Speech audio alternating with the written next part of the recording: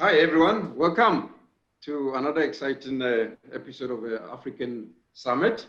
Unfortunately, we couldn't meet in person as we always do, but now with the use of technology, we can always meet and discuss very important topic as for today.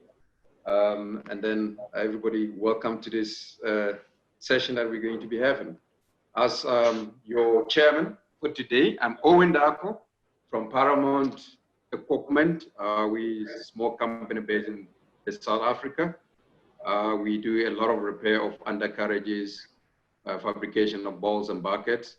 And also we are the distributor of REL through equipment and associated services within the Southern Africa and also West Africa and some few areas in Africa as well. So not taking much of our time, I would want us to dive into the exciting topic of this session, which is the new technology deployment and innovation, a requirement for both profitability, sustainable economic, environmental, social, and governance. To welcome you, everyone, we have a 4 panel of expertise that's going to be taking us through this topic and then share with us the expertise around this topic. I would rather want to introduce the panel to you, starting from Zoe. Okay, so my name is Zoe Kennaugh. I'm the director of Karunya Consulting, which is a social and environmental consultancy based in Botswana. I have been living in Botswana for almost 11 years now, but our work is not just based in Botswana. Done quite a lot of work in West Africa and East Africa as well. Clients that we've worked with in the past have been Botswana and De Beers, some other copper companies, and the work that we do, in addition to the environmental and social impact assessment and management plans and systems, is supporting financial institutions in their audits and due diligence in terms of looking at risk, mitigating risk, and maximizing benefits. That's a brief summary of me and my business. Thank you, Zoe, and welcome. Thank you. Emmanuel? Oh yeah, hi Owen. So I'm Emmanuel Baidoo, Senior Manager Sustainability for AngloGold Ashanti, and currently based in our operations, Obuasi operations in Ghana. I have been in AngloGold Ashanti for the past 8 years, worked in both our 2 operations in Ghana, which is Obuasi and the Takwa mine. And then I've also had a stint in Guinea, all in helping to establish our social performance, more importantly, ensure that the social or sustainability discipline is very active and functional and contributing to the business. I think over the last 8 years, I've played active role in helping to strengthen the sustainability discipline in at least 3 of our operations and ensure that our social license to operate is secured. The Obuasi mine is currently very strategic to the AngloGold Ashanti portfolio, and managing social performance is key to the Obuasi operation. I relocated to Obuasi just a year ago, and very excited to be here and to be part of the new history, the new narrative we want to create for our business in Ghana. Yes, that's me. Thank you, Emmanuel. Me being also a native Ghanaian, I'm very excited about what you guys are doing that side, and thank you very much. Jeff? Great, thanks for having me take part in this. My name is Jeff Geipel. I'm with Engineers Without Borders Canada, and I run an initiative called Mining Shared Value, which is entirely devoted to increasing local procurement of goods and services by the mining industry. So I'm particularly interested to hear from you, Owen, on your products that you make, and even what's going on with COVID and how that's impacted things. We've been tracking Africa as sort of the center point of this debate on local content regulations and different countries putting in regulations of different types to encourage, sometimes force mining companies to buy locally, and sort of seeing what's working and what's not. And I think that obviously COVID has changed the game drastically, because now supply chain disruptions and for that matter being able to fly and repatriate employees is really a risk that companies have to deal with. So I think that we're only going to see more attention on local procurement and local content in general going forward. So that's me. Thank you, Jeff. What do we say is that now the new norm of doing business and the new norm of living. Mm-hmm. I think it's going to stay for a while with us, but we adapt and we accept the changes. Okay, Tarik.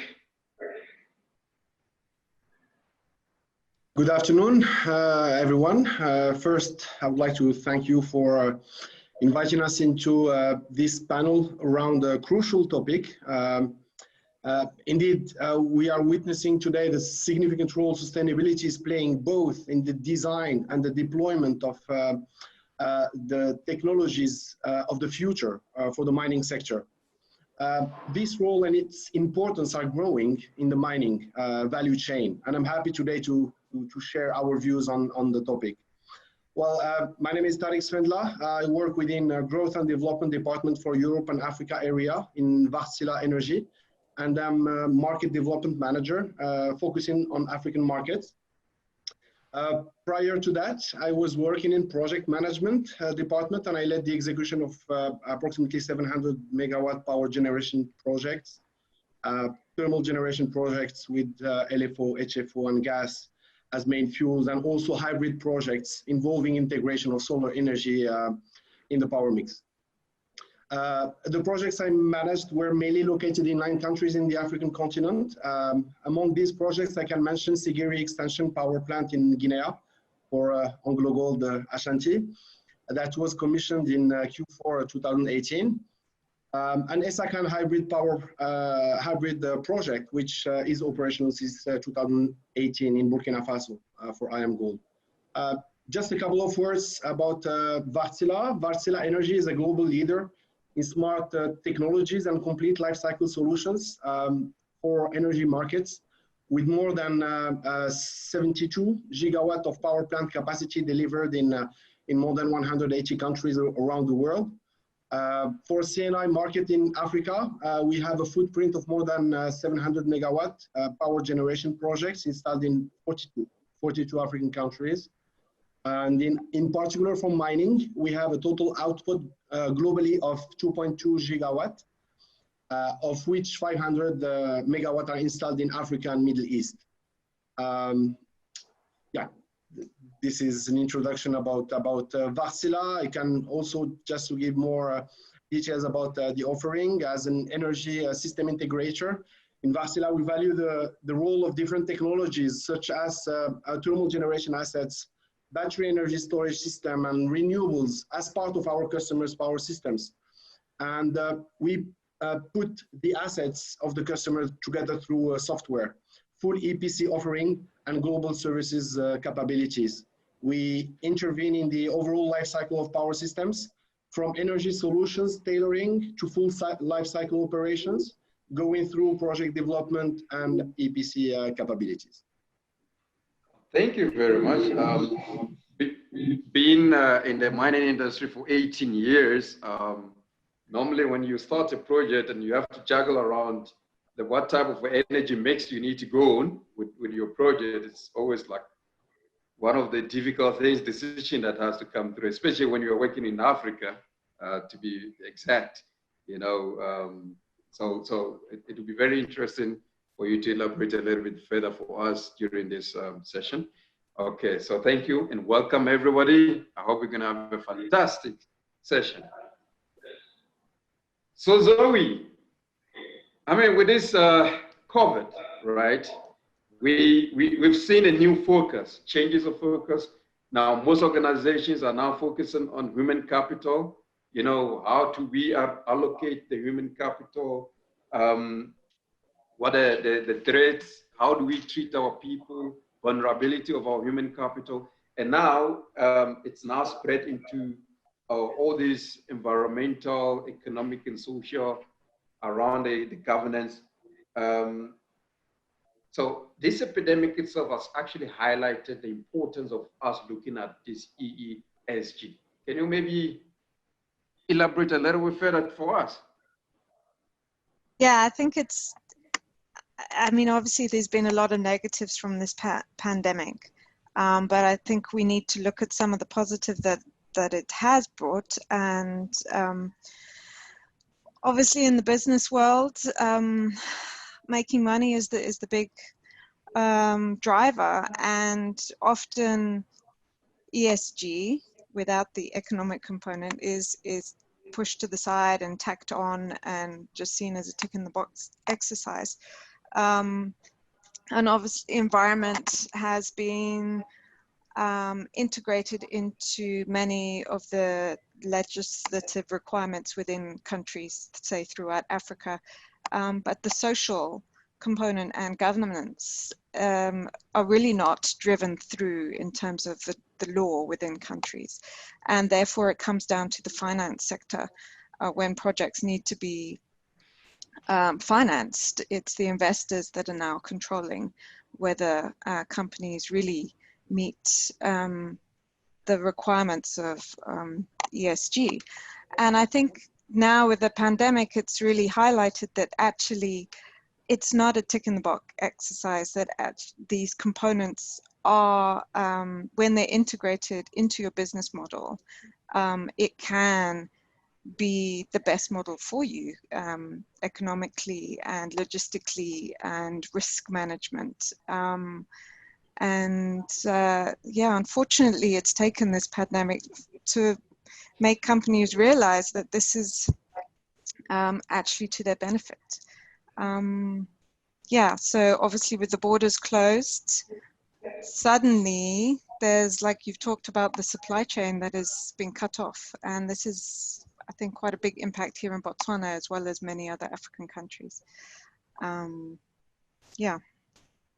And I think I can see that there's going to be an increase in the resource nationalization within the African countries, which is going to be a threat to the outside companies coming in that are making the money from the mining. So it'll be an interesting trend to see how that develops. Okay. Yeah, look, I think the COVID has taken a toll on every business, as we already said. But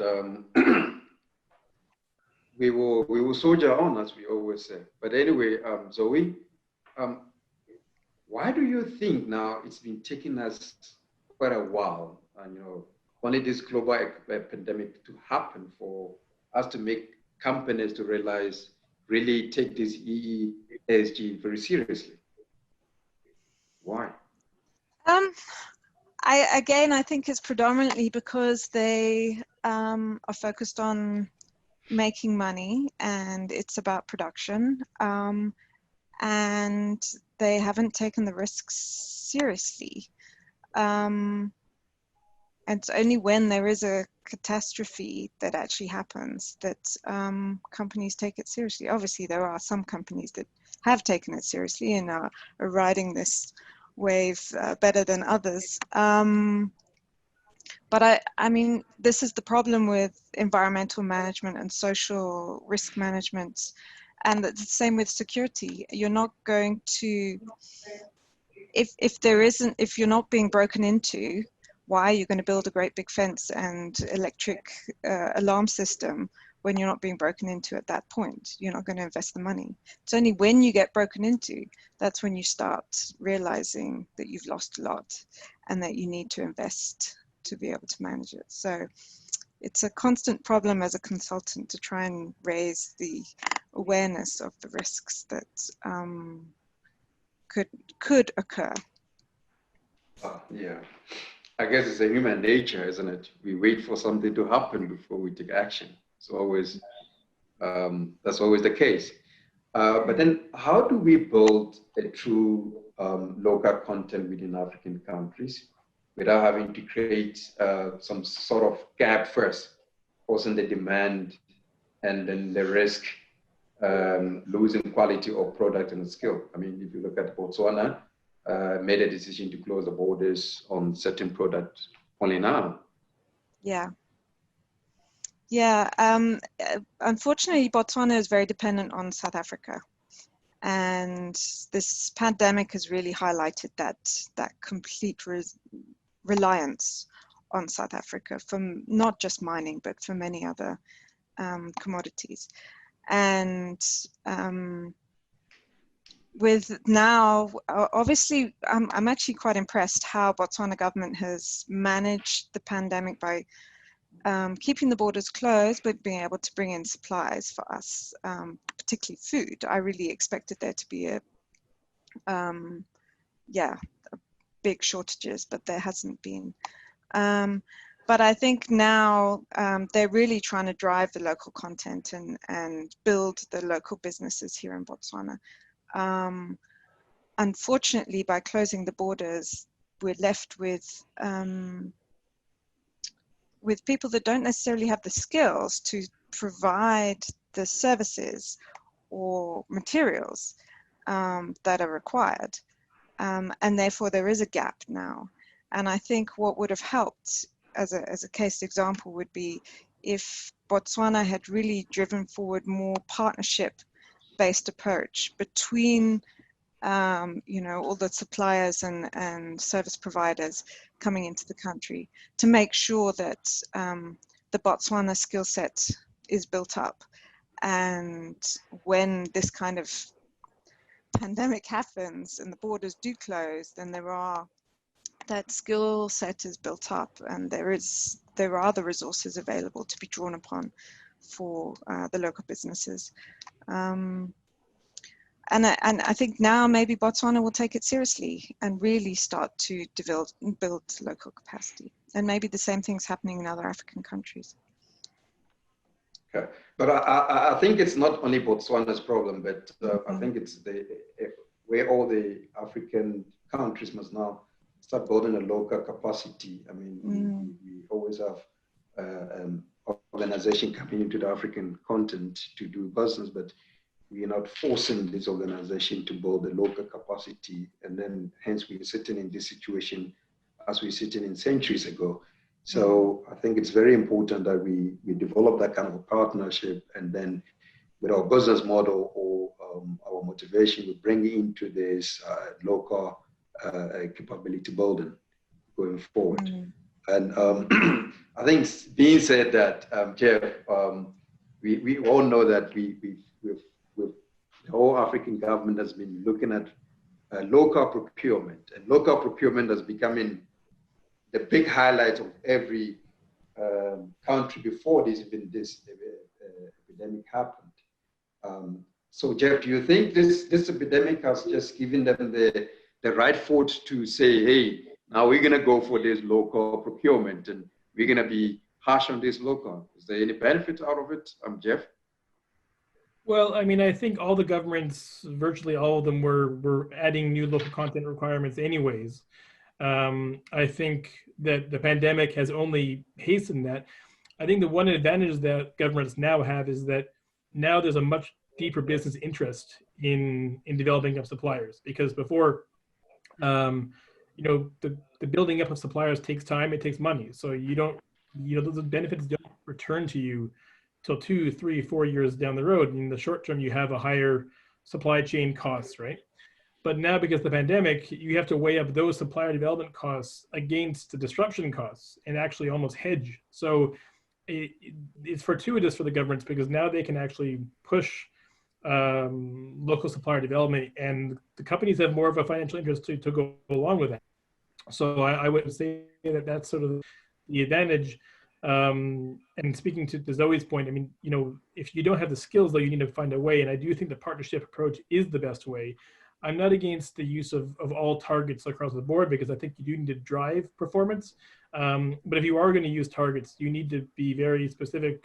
You need to have a small number of products, and then you need to crowd in the right support services, partners around those specific products. You can't just do, in my mind, you shouldn't be doing an across the board target of, you know, 70% or whatever that is. I think it's better to focus on the smaller number. And actually Ghana just released some data last week, and they're claiming that the local procurement has increased quite substantially since 2014. And they've done this through a list approach of having a small number of goods and services which they've targeted. So, you know, I think there's many ways to do it, but I would say that, you know, cooperation and partnership is the key, and focusing on a smaller number of products. Okay. I think that makes good sense of it.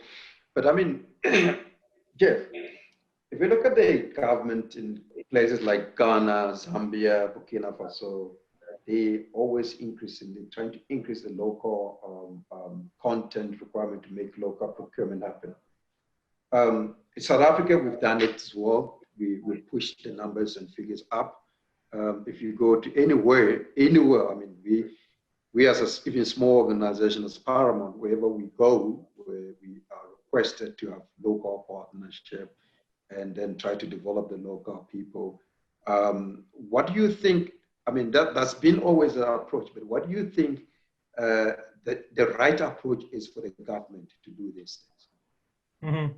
Well, I mean, I think South Africa is a pretty good example of sort of a little bit across the board approach as opposed to targeted, right? They have very sort of across the board targets of you know, percentages.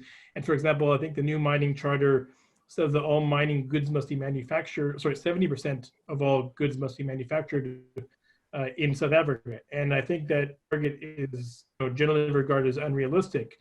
And I'm not against all targets, but again, if you're going to do a target, it should be based on the data, and it should be based on sort of what the current status is. So if, for example, the government really knows that the current level is 67%, well, then maybe 70% is a decent target. But I don't actually think that's what happened in that case. So I personally think that the best approach is, you know, collaborative approaches around supplier development. If you are going to use any targets, so keep them on a small number of products, and then devote education resources towards those, perhaps tax incentives to the supporting industries.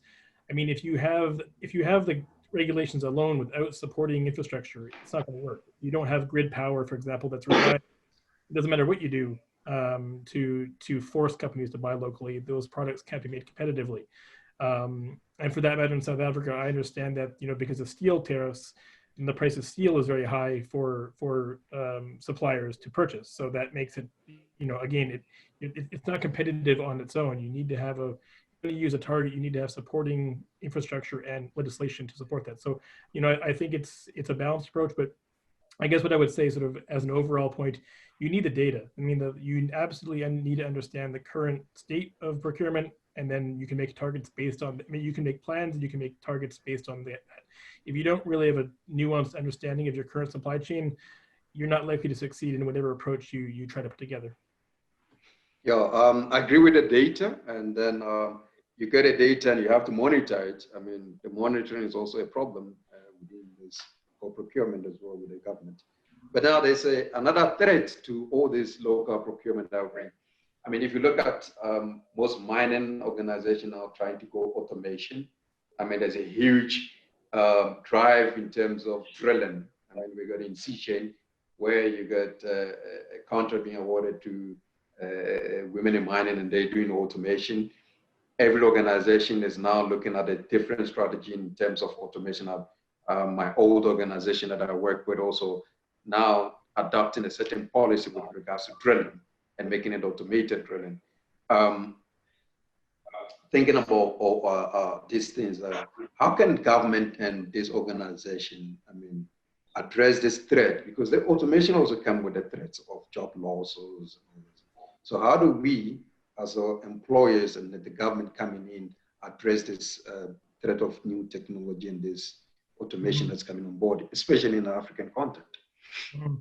I mean, it's a real threat. We did a study with the International Institute for Sustainable Development and the Columbia University, and looked at these impacts, and they're quite substantial. Not only are there direct job losses, which is what everybody focuses on, but less jobs also means less uniforms, it means less camp services, it means less security services that we mentioned before. So I mean, the impact is quite big, and so I would say that governments, there's no need to try to stop the technology. It's not possible. So you need to find a way to adapt it. We're doing a follow-up study right now to look at how governments might respond in terms of, you know, what policy responses that might make. But again, it kind of comes back to the same point. You need to have an understanding of the data to be able to make some kind of plan. And I think we already saw that with COVID, where for the first time ever, for a lot of people, they had to think about where their PPE came from. Where did these supply chains for hospital equipment come from? They probably had never even thought about that. And for that matter, across any country, even in the most advanced countries. So I think now we're going to see a real attempt to understand where products are coming from, which ones are liable to disruption. And for that matter, if we could have data on which products are liable to be displaced by automation, then we can make plans around, you know, what to do. So, you know, you need the data to understand which products are going to be displaced, and then which products offer opportunities, right? Which education programs do governments need to focus on? Obviously, the ability to control automation and machine learning, all these things are going to come into these new opportunities. So governments need to get ahead of that and you know, devote infrastructure and education spending. Yeah, I think that's where sum it up, and it's going to be a little bit of a challenge, especially upgrading of skills to be getting into this innovation. But I think most of the mining industry has now getting grips of, especially on the drilling side. But interestingly, when we get into the other mobile equipment side and how things are turning around, it will be very interesting to see how we develop the kind of skills that we have in terms of from the artisan level to the engineers level. And I can't wait to see that. So thank you very much. So Emmanuel, did you experience some of this disruption in your operation, especially with this closing of borders and restriction of employees? I personally could not be able to travel within the province of South Africa. You know, they call you can't go anywhere to do anything. Did you experience something like that back home in Ghana? Oh yes, definitely yes. Ghana is part of the global village, and so it's presumed that whatever impacts on the globe, as a country, we have our fair share.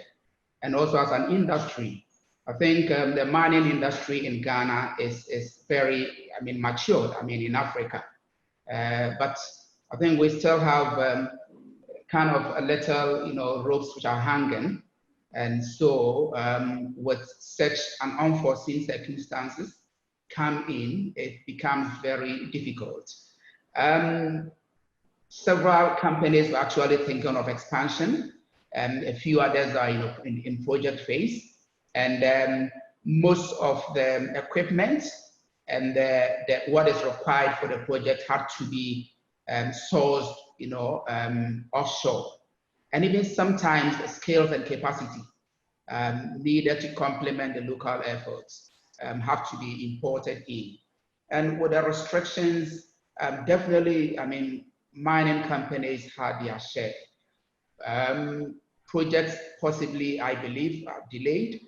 And then also production targets might have missed. And I think it will take a little while for us as an industry in Ghana to really, be able to put back our efforts together and then push to meet whatever target we've missed. Okay, brilliant. But then back to your social landscape part of it. You've been in Ghana for a while, and you also went to other African places, and you know how the social landscape is. So just maybe talk to us about the impact of technology on this social landscape and within the African continent and any other areas. Can you just maybe take to us through that? Thanks, Owen. I'm particularly, passionate when we talk about technology and innovation, and I'm very excited. And I want to see where technology actually leads the industry to, probably in the next couple of years. But I'm also very passionate when we talk about mining impact on communities. And so over the years, I've been thinking through what will this whole idea of new technology and innovation mean to our local communities. And more especially in Africa, where most of the places where we mine are typically deprived areas with lack of resources, little or no capabilities. These are actually the very poor parts of the countries that we operate. So expectations are very high in terms of how mining can help turn lives around. But probably because mining has seemed to have a huge impact on sustainable development. And particularly in mining areas, you talk of the social impacts that mining have, both positive and negative, on host communities. We talk of community safety, physical and economic displacement, demand for jobs and services, which of course could be seen in the various phases in the life of a mine. But truly, this is also exacerbated by the challenges that the mining industry faces, i.e. The growing ore body complexity, declining recovery rates, declining deposits grades, growing need for local participation, governmental interventions, and then social and environmental pressures. All these, tend to somehow either worsen or probably strongly influence how mining is impacting on local communities. But it is also very evident that the growing deployment of new technology and innovation is undoubtedly changing how the mining sector operates and how it impacts on the communities and societies. So these dynamics I have elaborated, are somehow seen in one way or the other differently, shaped differently by how technology and innovation deployment come in. But I think it is good, but it's also negative. And I think I'll quickly want to touch on some of the opportunities, maybe not opportunities first, but the threats that technology poses to local communities. And let me establish that it is very well known, and we all are aware that technology helps to increase productivity, it helps to increase efficiency, and therefore it increases your life of mine, and of course profitability. And so there is surplus left for you to be able to put back in the local economy. And of course, once you stay in business for a longer time, then you can have a longer time to develop local capacity to participate in the business. So I think it's all in very positive. But there is an aspect which could be a threat. And I think as an industry, we have to look at it and then see how we can strengthen our efforts. If you come to the communities where most of the large-scale, multinationals operate, as I earlier indicated, are very poor communities with low skill or no skill at all. And often, more than not, the only source or hope for livelihood is an association with a mining company, either by means of employment or sometimes even by some dubious means, activities. So typically you have communities, who may want to farm very close to mining areas just so they are paid compensation. And it is so because that is the only hope. I mean, they have to get a share of the mine operations. So when we talk of technology and innovation deployment, the first risk it poses to your local communities is the ability for them to cope. So obviously it will decrease your opportunities for participation in terms of employment. And coupled with the fact that your local community don't have the skills, then it's actually prompts exclusion completely. And of course, this tends to breed tension and of course, conflict between host communities and then mining companies.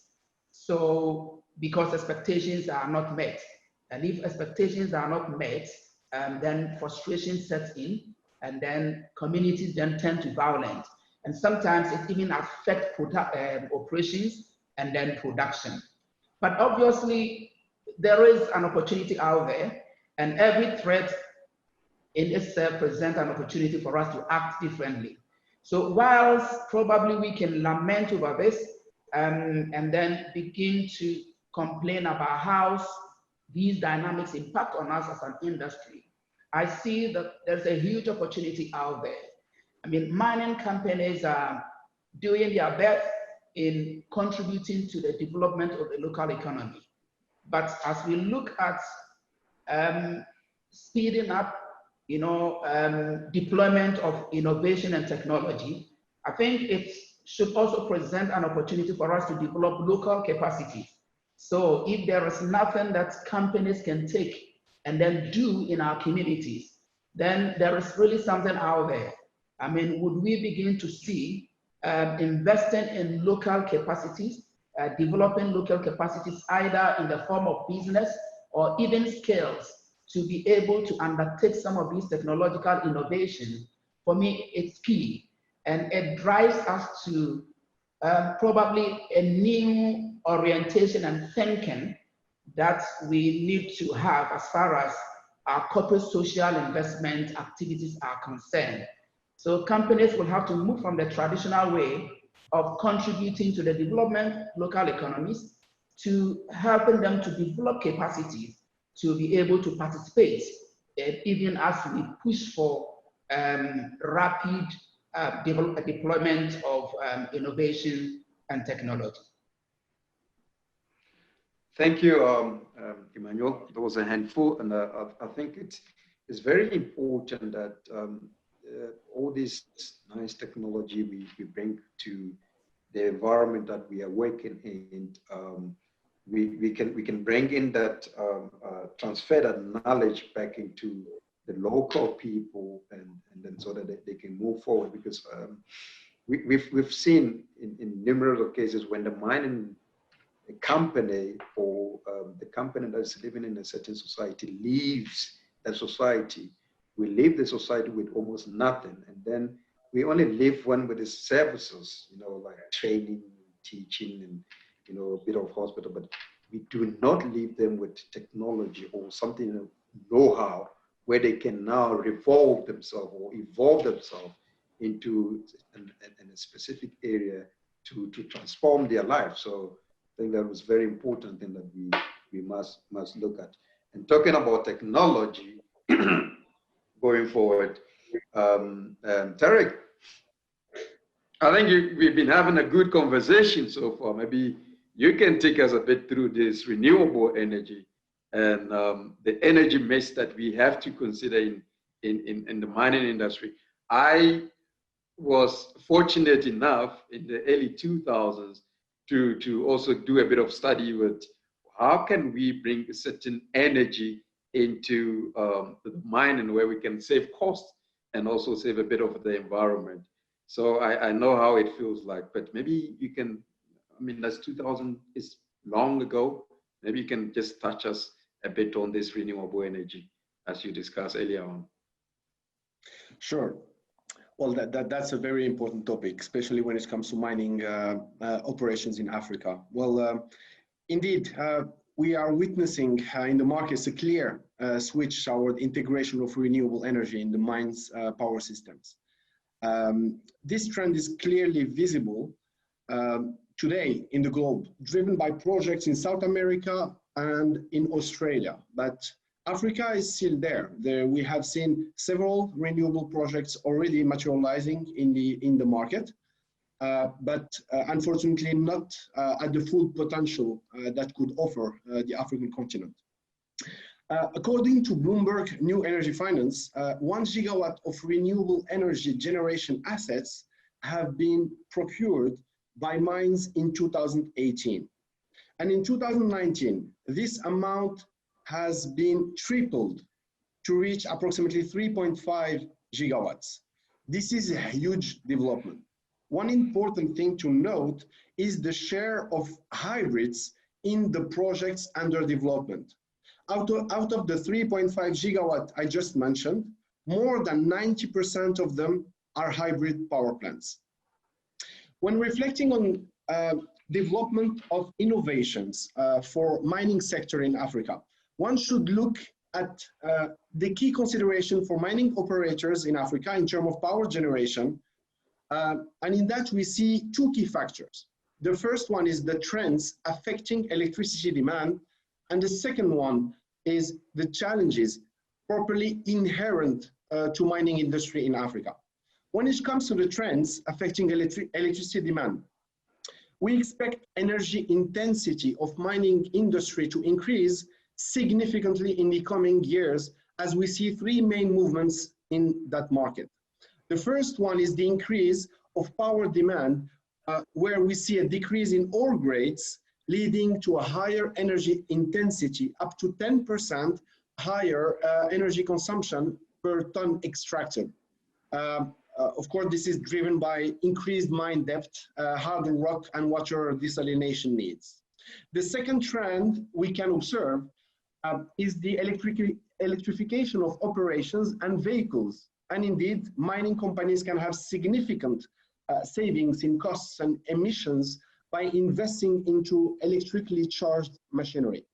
Finally, the third trend is the increasing penetration of renewables, which of course requires high flexibility in generation to balance the intermittency of renewables. Now, looking at the challenges which are inherent to mining industry, and particularly in Africa, I can mention limited access to the power grid and grid reliability, willingness to set constraining targets to reduce emissions as part of ESG plans, demanding ambient conditions, infrastructure and water availability, and so on.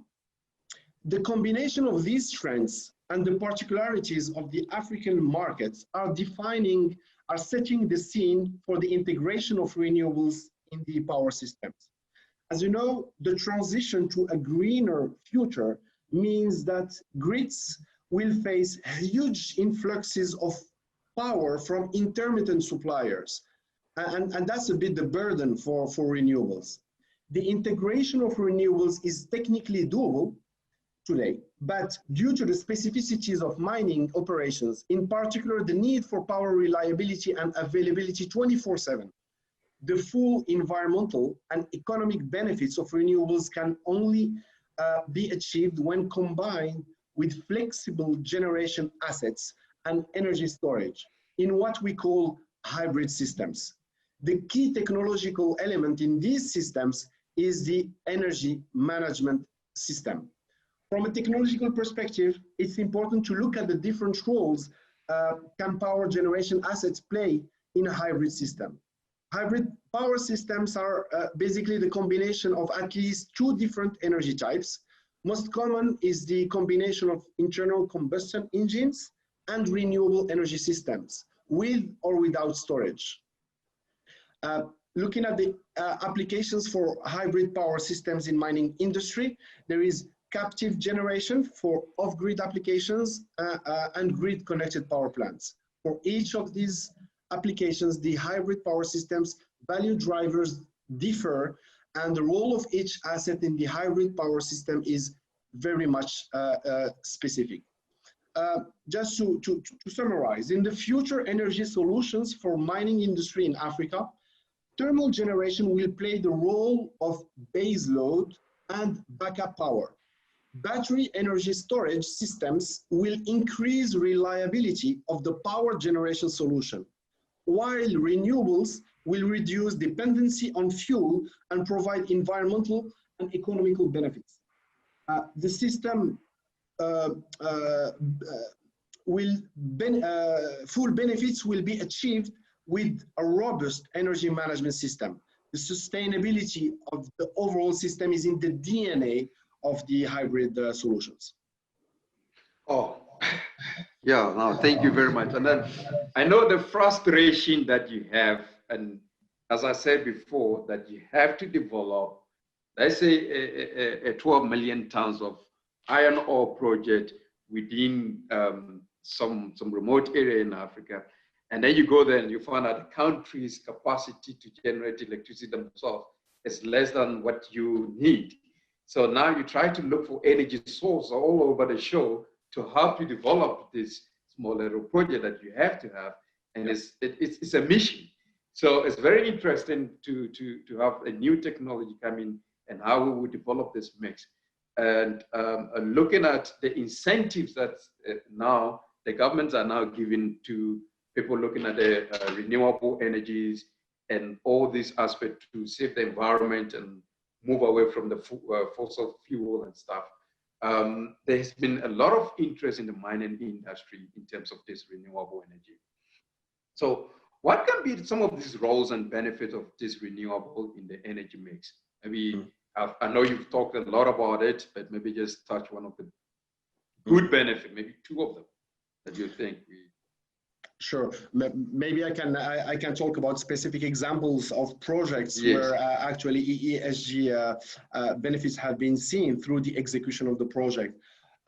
Well, basically the metals and mining sector is increasingly exposed to ESG risks, including concerns around emissions, water use, deforestation, and community relations.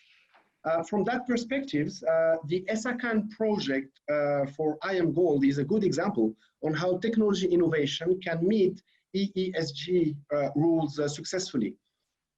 Well, ESACAN mine, it's basically, there was an existing off-grid Wartsila 55 megawatt power plant composed of 11 times 32 medium-speed engines.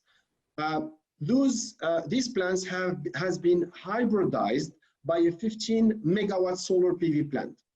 This project is now in operation, as I said earlier, since 2018, and offers the off-taker a reduction of CO2 emissions of 18,500 tons per year, and a reduction in fuel consumption of 6 million liters of HFO per year. This hybrid is today the largest hybrid power plant in Africa. Well, ESG is not only tied to the design of energy solutions and to the direct environmental benefits of the renewable component. It is also a key factor for project success during execution phase. For this ESACAN project, which is a great success from environmental and economical perspectives, we are very proud to say that the realization of this project would never have been possible without the strong contribution of local communities around the mine in particular, and local companies in the country in general. To give some numbers, more than 70% of the workforce during the execution of the project was local. And for us, that was our first solar project for a company which is 186 years old, such as Wartsila. But even if it was a premiere, and also it was by that time the largest isolated hybrid power plant in the world. we were able to get to the end of the project to meet the time requirement, the quality requirement, by relying and organizing the supply in such a way that we involve local communities at maximum. This is something that has been possible through the collaboration with the developer and also the off-taker. And those aspects have been taken in consideration not only during the execution of the project, but actually they were at the initiation phase of the project, and they were the core element of defining the perfect solution. I can also talk about the case of Sigiri extension, where Emmanuel can give some details about it, where we, in a very, very limited time period, we had to deliver 3 engines and a full EPC project. And again, we collaborated hand in hand, both with the mine and also with the local communities, in order to involve such communities into the daily life of a project, and therefore increasing the knowledge and capabilities of the local communities. So I would say that this today, it's not, when we talk about ESG, it's not just a set of rules. Today, it's part of the bankability of a project, and it's also a part of competitiveness. So we don't, at least in Wartsila, we see it as a key element, since our vision and our values are towards a more sustainable world. So am I right to say this EESG is one of the drivers for this energy mix? Yes, definitely. Oh, okay, that's brilliant. And then, how does one of those, the leading energy providers like Wartsila participate in all these ESG programs? How do they get into it? If somebody asks us.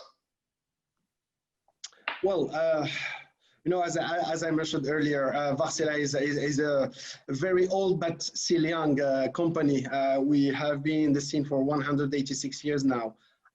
Well, basically our strategy is based on 3 key areas: energy efficient solutions, life cycle optimization, and innovative solutions, all of which contribute to a more sustainable future in both the energy and marine industry. Our strength is our technological leadership, and therefore technology plays a central role in our sustainability work.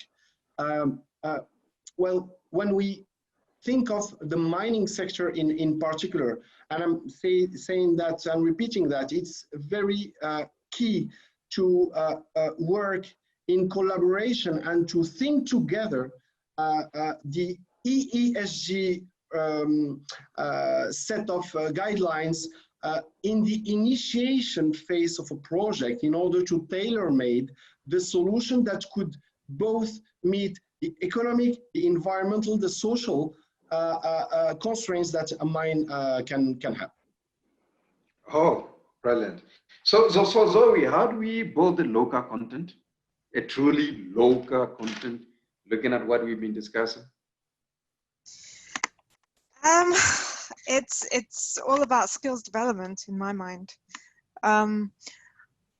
So yeah, I mean, and it actually in Botswana, I think it comes down to education at the grassroots. And if you've got good education, then you can start building the skills.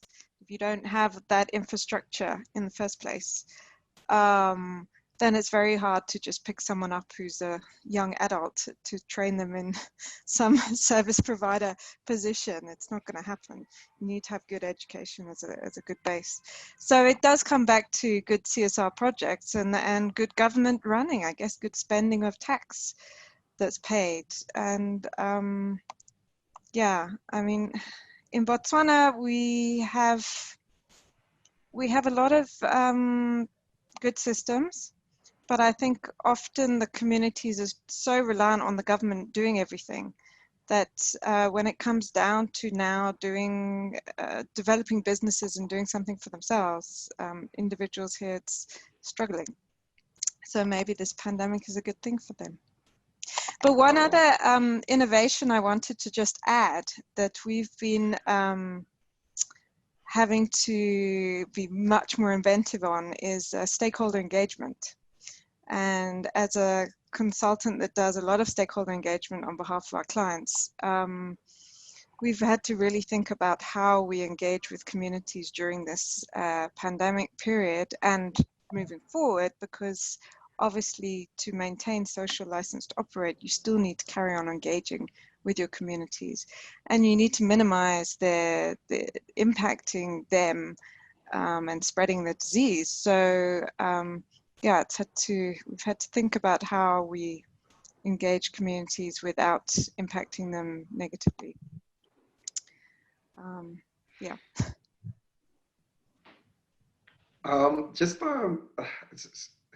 You know, this is very good, and I'm actually enjoying it, and I didn't want this to come to an end, but yeah, I might have to. So from Jeff, your side, what do you think about, you know, better than the local content, and you know?